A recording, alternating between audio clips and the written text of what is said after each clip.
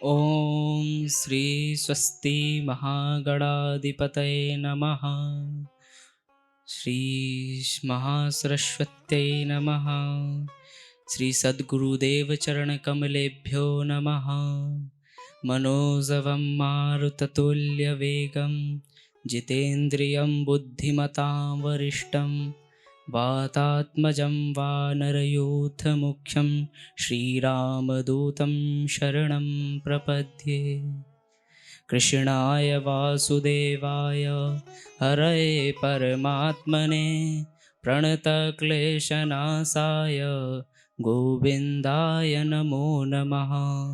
आज की सायं वेला में आप लोगों के हृदय में विराजमान श्री हनुमंत लाल की वांगमयी मूर्ति को प्रणाम करते हुए अखंड ब्रह्मांड नायक परमपिता अखिलेश्वर तड़िंदित विनिंदित पीतांबरधारी श्री बालकृष्ण लाल की वांगमयी मूर्ति श्रीमद् भागवत महापुराण के अंतर्गत दशम स्कंद के उत्तरार्ध में जब परीक्षित ने सुखदेव जी से यह जिज्ञासा की कि भगवान श्री कृष्ण के 8 पटरानियों से विवाह होने के बाद उनकी अनेकों सहस्त्रों रानियां थीं, उनसे किस प्रकार भगवान श्री कृष्ण ने भौमासुर के कारागार से बंदी बना रखा था और छुड़ाया, यह पूरा दृष्टांत विस्तार से बताएं।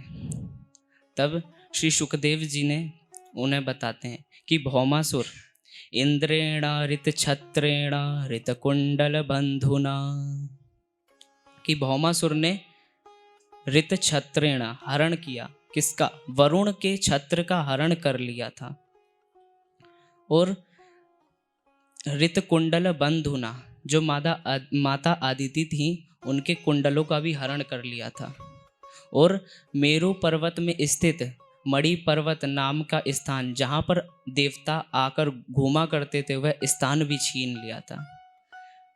यह करतूत जब भौमासुर की उन्होंने काफ़ी हो गया, तब उन्होंने इंद्र ने भगवान श्री कृष्ण की नगरी द्वारिका में एक पत्र भेजा कि भौमासुर ने इत्यादि वस्तुएं छीन ली हैं और उन पर अपना कब्जा बना लिया है।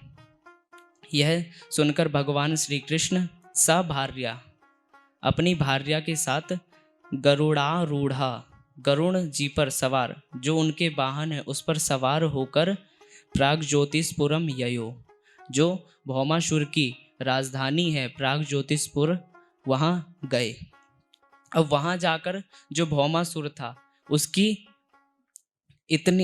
राजधानी प्राग ज्योतिषपुर में प्रवेश करने के लिए उसने इतनी रक्षा कड़क जो व्यवस्था थी, बहुत हाई क्वालिटी यानी हाई सिक्योरिटी थी, आज की जो भाषा में कही जाए हाई सिक्योरिटी थी।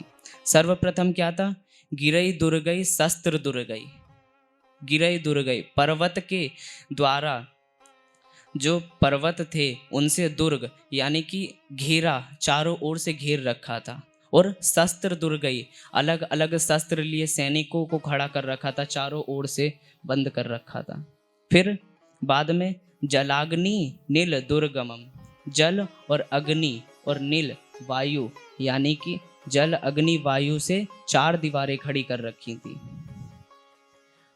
उसके बाद पानी की खाई थी, और फिर जलती हुई अग्नि तथा तेज तूफान, इनको भी दुर्ग बना रखा था, जो जल और अग्नि और वायु थी। फिर अर्थात पर्वत और शस्त्र सेना और जल अग्नि तथा वायु के घेरे को पार करने के बाद अंदर प्रवेश करना बड़ा ही कठिन था। फिर उसके बाद मुरा पासई युतई घोरई दृणे, जो मुर नाम का दैत्य था उसके द्वारा मुरा पासई युतई, मुर दानव के 10,000 पासों द्वारा एक जाल से घेर रखा था, सावृतई चारों ओर से आवृतम घेर रखा था। यह देखकर भगवान श्री कृष्ण ने जब अपना पराक्रम दिखाना चालू किया, तब भगवान श्री कृष्ण ने अपने एक एक अस्त्र से उसकी एक एक सुरक्षा को तोड़ते गए। सर्वप्रथम गदया निर्विभेद्रादीन, गदया निर्विभेद्रादीन, आद्रीन यानी कि पर्वत, उसको गदे के द्वारा निर्विभेद यानी कि उसको तोड़ दिया और छिन्न भिन्न कर दिया पर्वत को।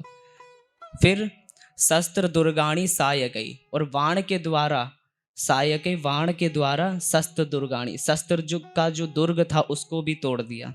फिर चक्रेणाग्नि जलम वायु, जो चक्र था उससे जो अग्नि जल वायु की 4 दीवार थी उसको भी तोड़ दिया। फिर मुरपासास तथा सीनम, आसीनम तलवार, तलवार से जो मुरपास था उसको भी काट दिया। काटने के बाद भगवान श्री कृष्ण ने अपना पांचजन्य शंख बजाया। जब पांचजन्य शंख बजाया उसकी ध्वनि इस प्रकार थी कि जो यंत्र थे, स्वयं से चलने वाली मशीनें इत्यादि, खुद जो अस्त्र शस्त्र थे वह सब नष्ट हो गए। फिर बाद में गदाधारी भगवान श्री कृष्ण ने अपने गदे से जो प्रागज्योतिषपुर यानी भौमासुर की राजधानी के परकोटे थे उनको भी तोड़ दिया। और जो ये पांचजन्य शंख था उसके ध्वनि से जो मुर नाम का दैत्य जल में सो रहा था उसकी नींद खुल गई।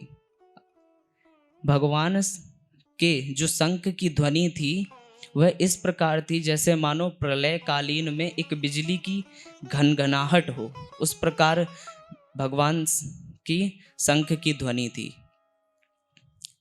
जब मुर नाम का दैत्य उठा फिर उसके 5 सिर थे। उसका जो तेज था मुर नाम के दैत्य का, इस प्रकार जैसे प्रलय कालीन का सूर्य की जो अग्नि होती उस समान उसका तेज था, इतना तेजस्वी था। उसने भगवान को देखा और त्रिशूल उठाया और भगवान की तरफ दौड़ पड़ा, जैसे मानो त्रिलोकी को अकेले ही निगल जाएगा। और घुमाकर गरुण भगवान का जो वाहन है उसके तरफ फेंका। फेंकने के बाद जो भगवान श्री कृष्ण ने यह देखा और मोर नाम के दैत्य ने सिंहनाद किया।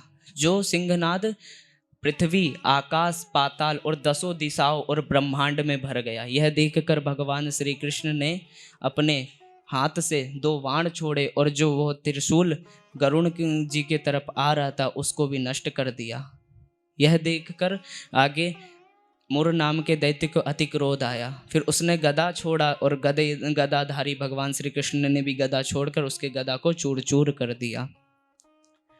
फिर आगे जब मुर नाम का दैत्य अति क्रोध हो गया, क्रोध में आ गया, तब उसने अस्त्र वस्त्र सब छोड़कर भुजाओं से भगवान की तरफ दौड़ा। भगवान ने सुदर्शन चक्र उठाया और उसका सर काट दिया।